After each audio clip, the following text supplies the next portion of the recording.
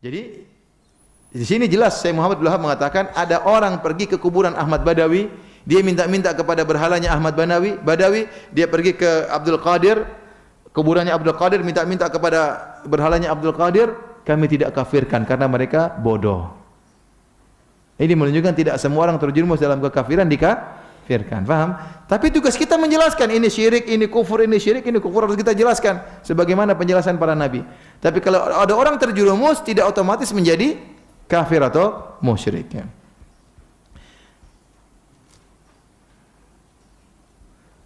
Jadi inilah yang kedustaan yang disebar-sebar, namanya orang-orang salafi suka mengkafir-kafirkan. Saya bilang coba siapa di antara ustaz-ustaz yang suka mengkafir-kafirkan? Tapi kalau menjelaskan ini kekufuran, ini syirik, itu tugas kita. Tapi kita enggak pernah kafir-kafirkan orang. Antum pernah dengar ada ustaz suka kafir-kafirkan orang? Sekarang mereka bilang itu orang-orang Wahabi suka mengkafir-kafirkan orang. Kita dikafirkan sama mereka. Justru saya baca sekarang kita yang dikafir-kafirkan sama mereka. Iya. Itu katanya mujassimah, itu kufur. Malah kita dikafir-kafirkan sebagian mereka. Orang Wahabi itu mengkafir-kafirkan, menghalalkan darah kaum muslimin. Ini dusta. Sekarang orang berhaji 1 juta lebih, 2 juta orang, semuanya aman.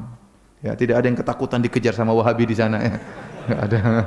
Enggak ada. Sholat tenang, mau apa tenang, enggak ada, malah enggak ada yang ganggu. Jadi dusta. Jadi orang ingin menghalangi manusia dari dakwah sunnah, maka mereka bikin kedustaan. Malah kita kafir-kafirkan orang. Kata Syekh Abdul Wahab, yuriduna bihi tanfiran nas an dinillahi wa rasuli. Mereka ingin menjauhkan orang-orang dari jalan Allah dan agama Allah dan Rasulnya. Demikian juga kata Syekh Abdul Wahab, inna sahibal burdah wa ghairihi mimman yujadu syirku fi kalamihi. Demikian juga sahibul burdah yaitu Al-Busairi, dia punya syair dalam burdah yang sering dibaca oleh sebagian kaum muslimin saudara-saudara kita. Dalam syair tersebut ada kesyirikan.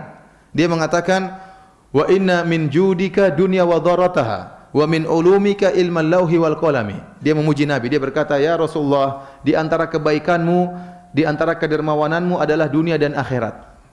Dan di antara ilmumu adalah ilmu lauhil mahfuz. Ini kesyirikan. Dunia dan akhirat ini bukan milik Nabi, milik siapa? Allah Subhanahu wa taala. Dan Nabi tidak tahu lauhil mahfuz. Nabi tidak tahu ilmu gaib. Maka ini lafal kesyirikan. Nah, apakah penulis syair ini syirik, musyrik? Syekh Muhammad Abdul Wahab menjelaskan.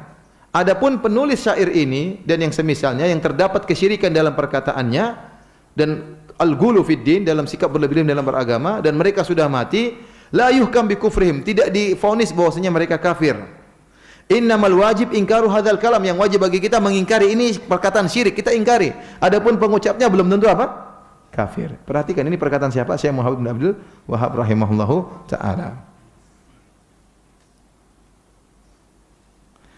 Wa bayanu anna man i'taqada hadza ala dhahir fa musyrik kafir. Dan kita jelaskan ya, orang yang meyakini keyakinan seperti ini dia orang musyrik dan kafir. Wa amal qail, adapun pengucapnya fayuraddu amru ila Allah, kita serahkan kepada Allah Subhanahu wa taala ya. Jadi tugas kita menjelaskan ini syirik, ini kekufuran, adapun orang melakukannya belum tentu musyrik, belum tentu kafir. Makanya kalau ingin mengkafirkan harus iqamatul hujjah, harus tegakkan apa? Hujjah. Ibnu Taimiyah sering dalam bukunya dia berkata, kalau saya yang mengucapkan perkataan kalian saya kafir. Tapi kalian tidak, karena kalian tidak mengerti. Karena kalian tidak mengerti. Jadi tugas kita ya ikhwan, bukan untuk mengkafir-kafirkan orang. Kita tugas kita dakwahi mereka. Ngapain ente pergi ke orang-orang kampung? Bapak kemarin ke dukun kan? Kafir. Bapak juga ya? Kafir juga. Bapak juga kafir juga. Ngapain? Ya kita jelas ya, ajak mereka kepada hidayah. Enggak kafir-kafirkan mereka buat apa? Terkadang ada orang harus divonis kafir tatkala berkaitan dengan orang banyak. Butuh perkataan ulama.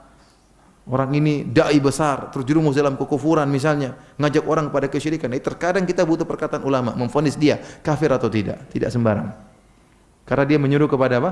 Kesyirikan misalnya. Jadi mau saya para hadirin hadirat, kita tidak bermudah-mudahan untuk mengkafir-kafirkan manusia.